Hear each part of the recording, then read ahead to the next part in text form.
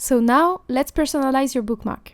It's the last one that's going to be a flat surface before we do the pen and the cup that are slightly harder due to their shape. On the bookmark, you also have some protective layers to remove on both sides. Check on the top corner for the easy peel. Make sure you don't put your fingerprints on the side that you're going to apply your sticker. If so, you can use an alcohol wipe. Flip over your design, rub it a few times with the squeegee.